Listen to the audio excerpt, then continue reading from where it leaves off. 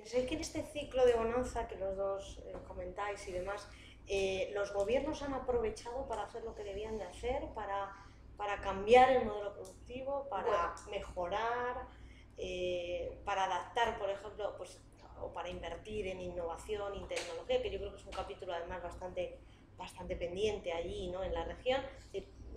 ¿Cómo ha sido esta relación con ese ciclo positivo en la economía? bueno, yo termino porque esta pregunta enlaza con lo que yo venía diciendo. Creo que no sé si no ha habido suficiente tiempo o si no ha habido suficiente consenso para llevar a cabo esta transformación. Creo que Bruno lo sabe, pero en el caso de Ecuador ha habido una consciente búsqueda de esa transformación productiva. También lo hay hoy en Chile.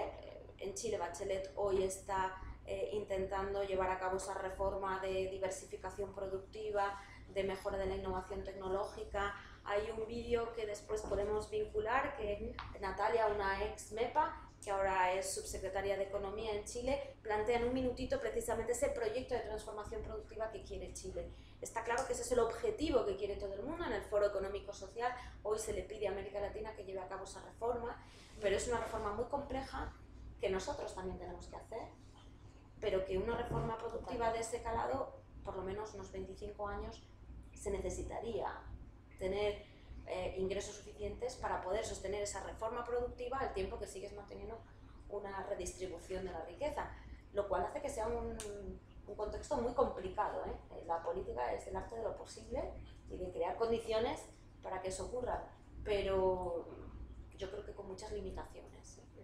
No se ha conseguido y es probable que se consiga a futuro, pero se han puesto las bases en algunos países de esa reestructuración productiva, pero no se ha consolidado. ¿Pero crees que es el tiempo el factor que más... Bueno, para una reestructuración productiva sí, la voluntad política y el tiempo que se necesita que nuevos sectores económicos transformen la economía muy dependiente de las materias primas y de la venta de materias primas para diversificar su producción, darle mayor valor añadido, formar un capital humano capaz de dar valor añadido a la producción.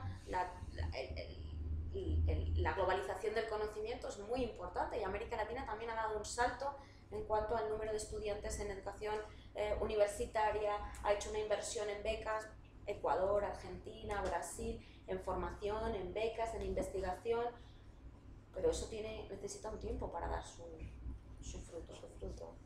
Claro, lo que pasa es que yo creo que partimos de situaciones muy heterogéneas, ¿no? Y en realidad yo creo que hay un primer grupo, que es el grupo de los países latinoamericanos que ya tenían una cierta base industrial, que consiguieron, digamos, en los años 50, 60, pues bueno, desarrollar una industria de base, ¿no? En el caso de Brasil, en el caso de Argentina, México, algunos nichos, alguna cosita Chile, y para de contar en la región. Entonces, claro, ahí tenemos un grupo de países que ya tienen algunos mimbres para intentar hacer ese cesto de la transformación productiva, de dar ese salto, que además, claro, siempre es como un caballo desbocado porque ya hemos ido a otra frontera, digamos, del desarrollo, que es la cuestión tecnológica, la innovación, las tecnologías de la información, de la comunicación. Entonces siempre hay un rezago que es acumulativo, ¿no? Entonces estamos hablando de países como Bolivia, como Ecuador, como los centroamericanos, que claro, que ni siquiera tienen una estructura mínima, un sistema estatal de innovación, donde también hay otro factor que yo creo que es importante, que es el factor cultural, donde tenemos también élites empresariales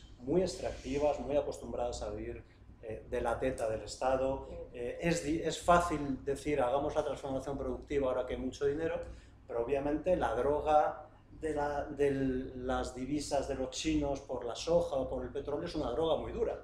Y desengancharte de esa droga no es fácil, porque es la que te está permitiendo, digamos, hacer esas políticas, ¿no? Entonces es un poco pues que no se te caiga la bicicleta, ¿no? Y cuando intentas cambiarte de bicicleta. El caso de Ecuador, que yo lo conozco un poco mejor porque he vivido allí 2 años recientemente, pues es un país pequeño, muy dependiente del petróleo, muy dependiente del banano, del camarón, de las rosas, en fin, industrias básicas, ¿no? Paréntesis, los chinos también han profundizado la reprimarización de la economía latinoamericana en general, ¿no? Y eso yo creo que tiene su lado bueno, y es que ha sido el salvador, el flotador que ha evitado que muchos países se hundan, ¿no? Pero tiene ese lado, digamos, de generar una dependencia que es tremendamente perversa, ¿no? Pero en el caso de Ecuador, que ha intentado escapar de esa trampa, ¿no?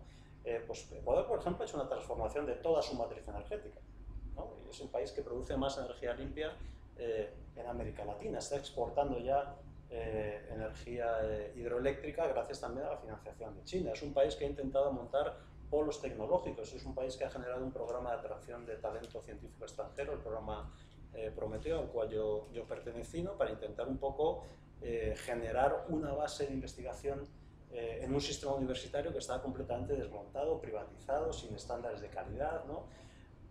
Claro, cuando ha empezado el gobierno del presidente Correa a hacer eso, pues, y son políticas que demoran varias generaciones, ¿no? Pues claro, le ha venido toda la crisis económica, le ha venido el terremoto, las élites que exactamente han protestado porque intentó hacer una reforma fiscal para que hubiese determinados impuestos, saltaron, ¿no? Porque claro, empiezas a tocar en cables que te electrocutas, ¿no? Evidentemente.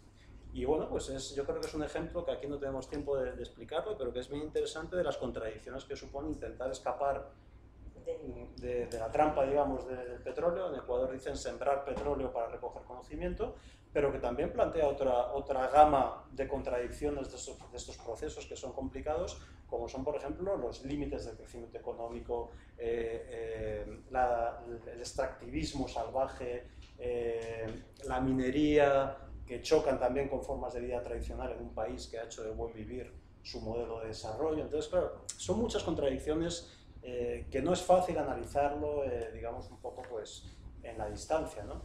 Quizás lo que hay que preguntarse es, bueno, después de que se retira el agua de la marea, ¿no? Es decir, baja la marea de gobiernos rosas, ¿no? ¿Qué es lo que ha quedado? ¿Cuál es el sedimento que ha quedado en la playa, ¿no? Es decir, ¿qué políticas van a permanecer y no se van a cambiar aunque llegue un gobierno de derecha? ¿Qué transformaciones han penetrado un poco en la conciencia colectiva de los países, en la clase política? ¿Se han modificado los sistemas políticos? ¿Se ha luchado contra la corrupción? ¿Hay más garantías constitucionales? ¿Hay más derechos? Creo que esa es un poco la pregunta de fondo que, más allá del cambio de ciclo, pues puede ser interesante analizar.